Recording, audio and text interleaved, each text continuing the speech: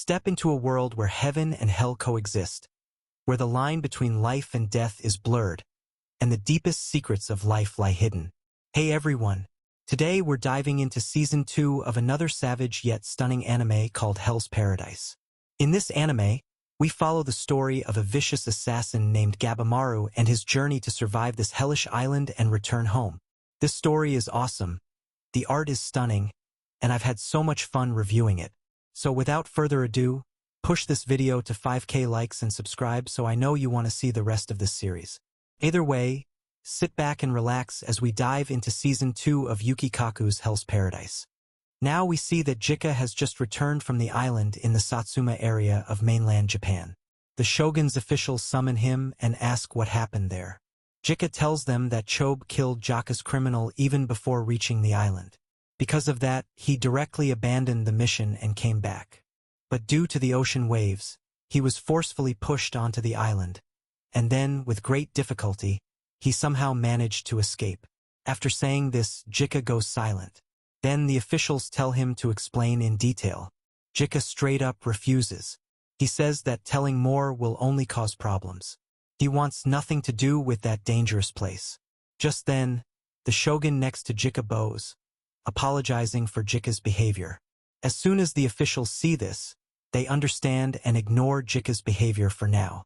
Now the shogun says that Jika will once again go to that same island.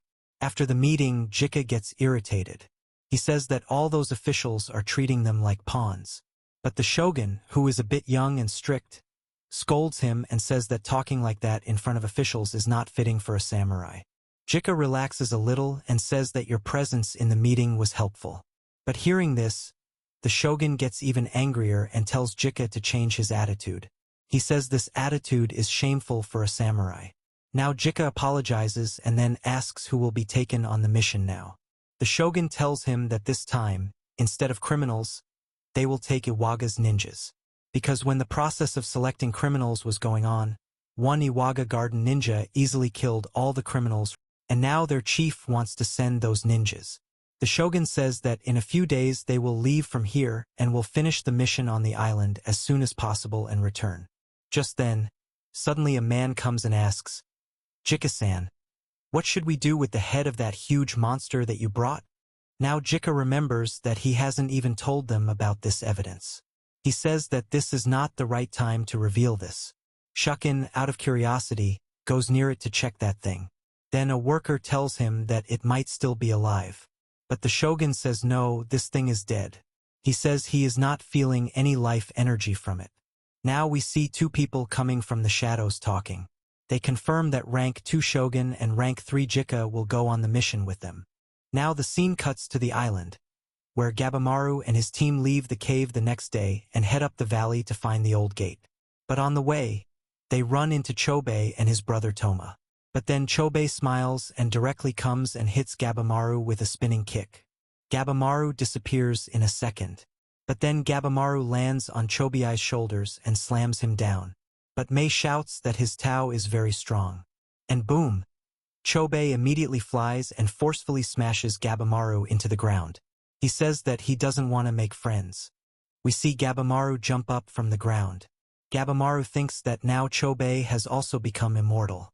Then Gabimaru kicks Chobe, but Chobe easily blocks it. Then Chobe lifts Gabimaru and slams him hard into the ground. Now Gabimaru angrily says that he will tear Chobe apart and uses Ninpo, Blooming Needle. But it is only a distraction, and then Gabimaru attacks from above and badly injures Chobe. Then Chobe kicks Gabimaru in the face. Actually, Chobe's Tao is so strong that he instantly heals. Gabimaru, in rage, starts biting Chobe like an animal. Seeing this, Chobe is shocked and backs away from Gabimaru. But then Gabimaru bites Chobe's neck. Even after this, Chobe takes no damage. Chobe's wounds instantly heal. Now both of them are standing face to face. Then Chobe kicks the ground and breaks it. Because of this, Gabimaru loses his balance, and Chobe uses his Tao to strike Gabimaru. On the side, Gantetsusai asks Mei why Gabimaru looks so weak. Mei replies that his Tao is broken. He has lost something important. But Gantetsusai doesn't fully understand what she means. Chobei shouts at his brother Toma to attack the others. After that, Toma rushes at Gantetsusai, thinking that since he has only one arm, he will be an easy target. But then Gantetsusai just headbutts him, takes his sword, and says that now the real fight begins. After that, Gantetsusai starts beating Toma without even using a sword and says that Toma is weak because he depends on his brother. Then Toma says that his brother decides everything for him and summons a Doshi monster for a cure. That Doshi attacks Mei and Fuchi, but then Fuchi gets ready to protect Mei. Now Gabamaru becomes completely enraged. Gabamaru ignites his body and says that now he will burn everything. He combines Ninpo, Burning Bridge and Stone Storm to send heated rocks at Chobei. After that, both of them fall to the ground, and Gabamaru is ready to burn himself to death. But Chobei says that doing this will kill both of them. But Gabamaru replies that he doesn't care. He says everyone is replaceable, and if he dies, someone else will take his place in his village. Hearing this, Chobei gets triggered. Now Chobei remembers that he has something to lose, his brother. Now Chobei thanks Gabamaru. After that, Chobei's body transforms into a monster. Many tentacles come out of his body and start attacking Gabamaru. Gabamaru uses flames again, but Chobei cuts through the flames and throws Gabamaru into the air. Now Gabamaru somehow frees his body from the tentacles using ascetic blessing. But now Joe can't see anything. Joe angrily shouts, asking where that ninja went. Then Gantetsusai says that Gabamaru is fighting completely differently today compared to yesterday. In reply, Mei says that Gabamaru's Tao is still very low. Now he cannot win because Gabamaru is only focusing on being strong, and to use Tao properly, he needs to be both strong and weak. Now Gabamaru thinks that he will finish Chobei with his remaining strength. But then Gabamaru gets a vision of the person he had forgotten. But Gabamaru ignores that thought. Then Fuchi sees that both of them have lost their senses. Toma, seeing his brother turning into a beast, realizes that he is fighting for him. He remembers Gantetsusai's words that Chobei is only fighting for his brother Toma. Now Chobei, in rage, starts destroying everything like a storm. But now Chobei realizes that he has accidentally attacked his own brother Toma. Seeing this, Chobei can't even move. Chobei thinks to himself, "What have I done?" And again says, "You are my whole world, my brother." Then Gabamaru sees the perfect opportunity and immediately gets ready to attack Chobei. But suddenly, Mei quickly runs in to stop Gabamaru, because she doesn't want Gabamaru to waste his remaining Tao and die there. She stands behind him and releases a powerful Tao blast, creating a huge crater in the ground. Gabamaru, Toma, and Chobei all start falling down. Gabamaru somehow survives, but when Chobei tries to get out, Gabamaru attacks from above, but he throws a rock, because of which Chobei falls down. However, Chobei somehow uses his vine to throw Toma to a safe place and says, "Wait, I'll be back." Now Gantetsusai and Fuchi are quite shocked at how Mei is using such powerful Tao. They can't understand it. And then everyone gets an even bigger shock when Mei transforms into a fully grown, mature woman. Now all three head toward the gate, and seeing Horai's beauty, they all get seduced by it. The mystical feeling impresses everyone. Hoko remembers Muden's words, that Lord Tensen experiments on humans and keeps them as test subjects. He thinks that if today's humans succeed in defeating an immortal, then the world of this island will change. He is sure these people are the most unique humans in 1,000 years. Now as soon as they reach the old gate, they all meet there. Fuchi, Gantetsusai, Mei, Toma, and an unconscious Gabamaru. Everyone is surprised to see each other. Then Sajiri and Fuchi ask what happened after they got separated. Fuchi is happy to see that Mei is safe. Then Hoko asks in shock whether everyone came up from Sashi's pit. When he finds out that yes, they did, he goes silent, thinking that in 1,000 years no one has done what these humans have done. Now Fuchi gets the news of Sa's death and goes to his grave and cries in grief. Now Cheyenne, seeing that very few survivors are left, feels regret. Gantetsusai says that regretting these criminals is useless. When they came here, they were all ready to kill each other anyway. Then he points at Toma, calling him a traitor, and says to kill him right now. But Sajiri stops him and says that without Chobei, Toma is no threat. Then Yuzuriha warns everyone that Gabimaru is very badly injured. She thinks he is going to die. Fuchi explains to everyone that Gabimaru has used so much Tao that his injury is not just physical, it is internal as well. Now Sajiri goes near Gabimaru and looks at him sadly. But then Gabimaru regains consciousness and tries to stand up. Sajiri tells him to check his wounds. But Gabimaru is relaxed and says he is fine. Cheyenne warns him that if he doesn't get treatment, he will die. But Gabimaru says that he already considers himself dead. Sajiri is shocked and thinks, "Who is this?" Gabimaru simply replies that she knows him. He is Gabimaru the Hollow. Then Gabimaru attacks Sajiri. But Fuchi and Cheyenne stop him. Sajiri realizes that when Gabimaru's Tao is disturbed, his memory also breaks. Gabimaru has lost all his memories. She tells him that she is his friend and that she wants to help him. But Gabimaru still moves away from her. So Sajiri angrily pins Gabimaru to the ground. Gantetsusai, seeing this scene, thinks it looks like Bachujutsu. Fuchi doesn't believe it, and Mei shyly says that it is a little different. Now Sajiri says that this is not the time for all this. They need Gabimaru's strength to escape the island. She reminds him that someone is waiting for him at home. And then Gabimaru's Tao awakens again and his memories start coming back. Now a flashback starts, where Chobei remembers his fight at the bottom of the valley. He thinks about how far he has fallen. Then he realizes that the island is shaped like a bowl, with ridges in the middle that are all connected. Then he sees a Sosh group or a group of monsters, and now he uses them to test his Tao. Now all the remaining survivors hide in a cave to avoid Lord Tensen's sensing. Gantetsusai calls Cheyenne a coward because he is afraid of Tensen. But Yuzuriha and Nurugai tell him how dangerous the Tensen are. Cheyenne asks Gabimaru if he fought Tensen. Gabimaru says yes, and now he can control Tao, but it is difficult. Hearing this, Yuzuriha says that leaving the island would be the right choice. But Gabimaru refuses and says that leaving this island is not that easy.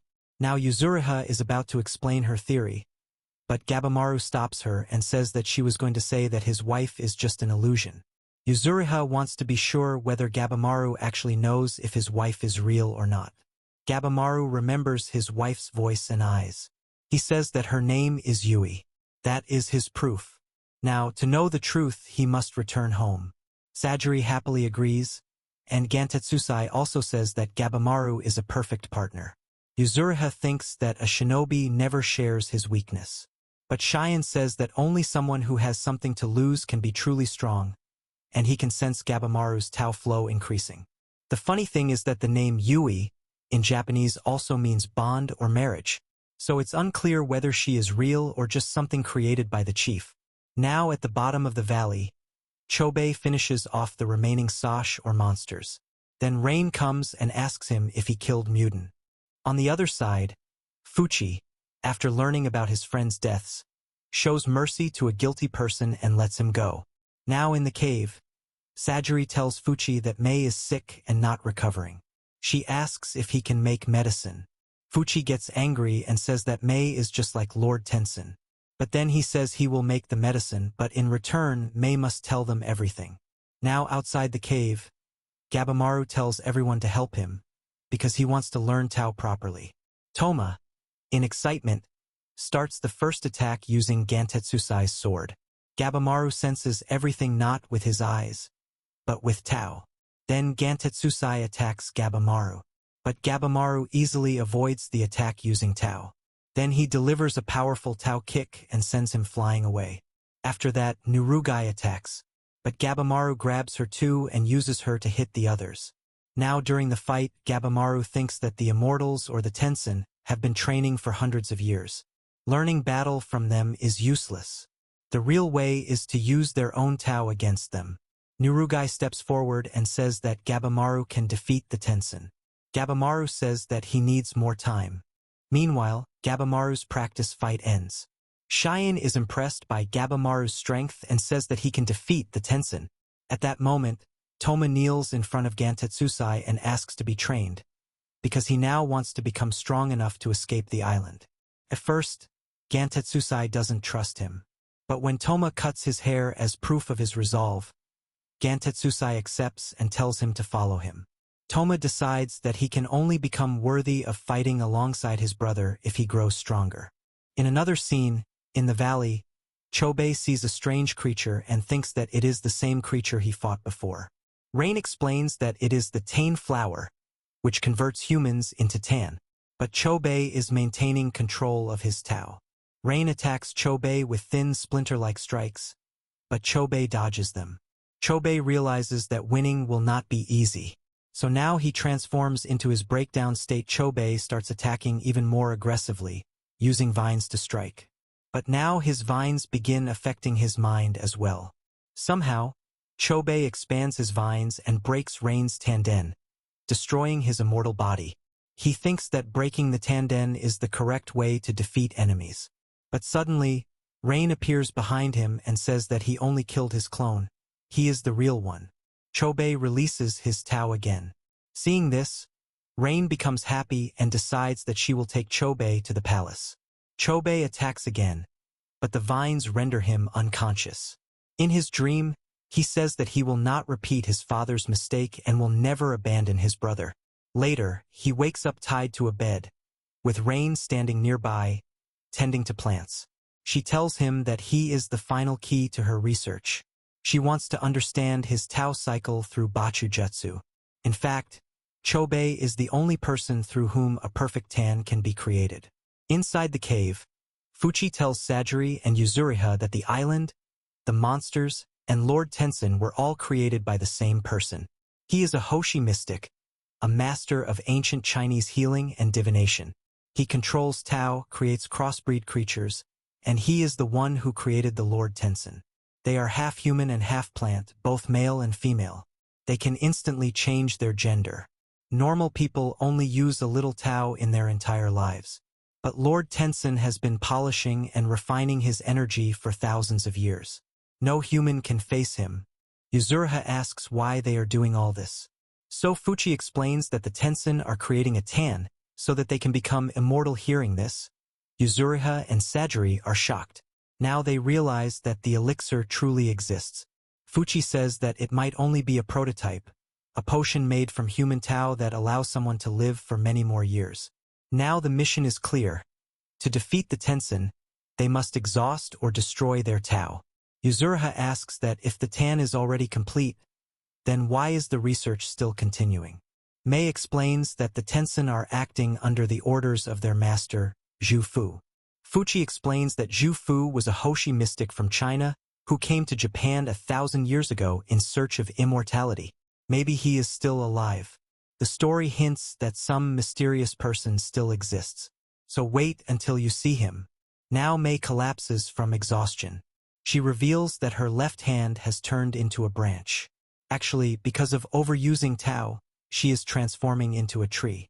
And now, to heal, she needs energy or Tao. Yuzuriha suggests a restoration technique. But Mei says she has very little Tao left. Rain broke her Tanden, because of which her Tao is leaking out. Now Mei's tragic backstory is finally revealed. How Rain tortured her, and how much suffering she endured. Hoko offers to give Mei his Tao so that she can heal. But she is afraid because that would mean Hoko would sacrifice himself or die. Hoko says that he is going to turn into a tree anyway. This is the punishment for his sins. He says he considers Mei like his daughter, and he doesn't want to lose her. Mei cries and says that he will always be her father. Finally, she accepts Hoko's Tao. They are both crying because this is the final goodbye. She places her hand towards him and starts absorbing his Tao. A massive surge of Tao fills the cave. Mei tears are... That is the end of this video. This was part 1, 2, and 3. Part 4 is on my channel. Hit the subscribe button so you won't miss any new videos. I really hope you enjoyed, and I will see you guys again very, very soon. Later.